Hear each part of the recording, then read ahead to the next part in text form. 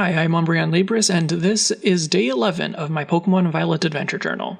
I had very little playtime over the past couple of days, so I actually didn't play my main file, I played my alt file, where I picked Fuecoco, and I've only just started the treasure hunt. But today I did have more time, and just as I was finishing up the exploration of the mine area, my first egg hatched as a Cufant. Oh, wait. No, that's a Finizen. That looks weird. Throughout the rest of the day, my other 3 eggs also hatched as 2 Mankey and 1 more Finizen.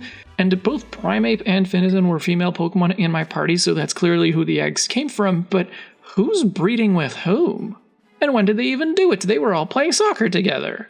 Anyway, I headed into Zapapico to check out its wonderful nothing, apparently. Literally, there's nothing in Zapapico. I really wish that at least the battlefields had something to offer, maybe just a random trainer who you can battle as much as you want or something like that. These empty towns with nothing to do really feel like they're not adding anything to my experience. So I did not stick around in Zapapico, but the next batch of exploration was just north of it, on the way to the Icy Mountain, and in that area I encountered a lot of new Pokemon. I got my first good look at Scovillain after seeing just the icon and a glimpse of it in one of the Titan battles. I also figured out how to evolve my own Capsicid later, and I want to like Scovillain, but I find the thin stalk necks for the 2 heads really off-putting more than anything else. The kind of thick-set body with suddenly 2 very thin stalks and large proportional heads just really doesn't work for me. I probably would have liked it better if it just had a single head and a thicker neck. I encountered a Greavard, a very weird looking tiny little dog with basically a Litwick on its head. When I first spotted it, I actually thought it was a glinting item on the floor, but this one just really doesn't do anything for me, and I find the candle just there on its head. 1, it looks a lot like Litwick, and 2, it's just kind of there. It doesn't feel integrated to the design. I encountered some wild Espathra, which were Flittle's evolution, and I don't totally dislike it, but I really find the hair on its head really unappealing, and it really loses out on the cute factor that Flittle has in spades. My own Flittle evolved later in the day, and unfortunately I just put it in the box of Pokemon that I don't intend to give more of a chance to. The last completely new Pokemon that I encountered in this area was Cetoddle, a kind of very weird but actually kind of cute looking round whale on legs. At least I'm interpreting it as a whale. It does look a little bit promising, at least. I'm curious to see what it might evolve into. After the other day, when my Giraffe rig learned Twin Beam and I knew right away that it was evolving, when my Primeape learned Rage Fist, and especially when I saw that Rage Fist was a ghost type move, I was certain that it was going to evolve, and then it didn't. So if learning a new signature move is not how Primeape evolves, I don't know what it will be. Hopefully I find out. And the last kind of new Pokemon that I encountered in this area was a different kind of Paldean Tauros, the Blaze breed. When I first caught Paldean Tauros and I saw in the Pokedex that it was the combat breed, I assumed that it referred to just Paldean Tauros in general. But no, there's more than one kind of Paldean Tauros, and now I'm kind of hoping that there's at least a third one. I don't know, just to make it fun.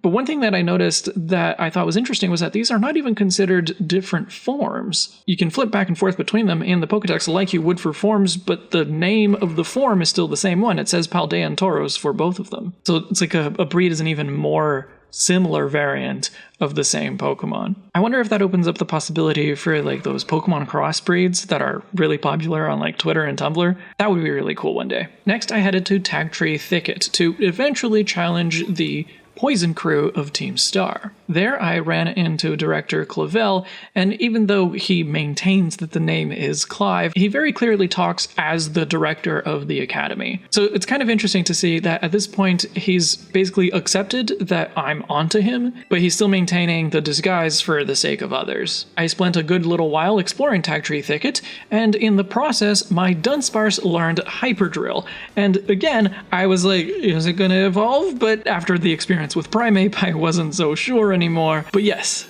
Dudunsparce did evolve after learning Hyper Drill.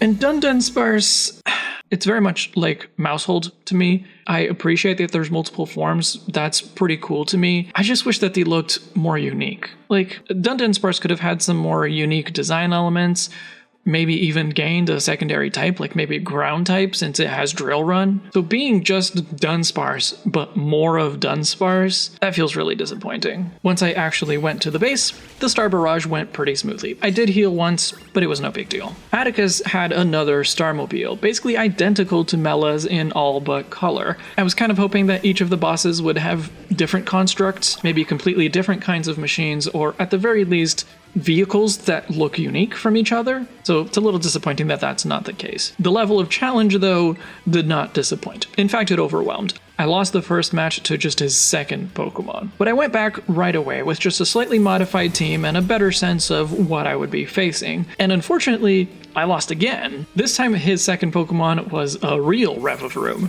Seeing it really reinforced my understanding that the Starmobile is not really a Pokemon, or at least not just a Pokemon. It seems to be built on top of a Revavroom, but it's certainly not just a Revavroom. Anyway, the Revavroom swept the entire rest of my team and really proved that I was not ready for that quite yet. So it seemed that I was running out of places on the eastern side of the map that were appropriate for my level. But there are other gyms and even another starbase on the eastern side of the map. So I started to make my way towards Medali. In the tunnels through the mountain on the way there, I found a Houndstone, the evolution of Greavard. It is certainly more interesting than Greavard, but I still find it quite awkward with the tombstone on its head, and it's just nothing exciting. I failed to catch or defeat this wild one. I had to run, but funnily enough, not too long after, my own Greavard evolved.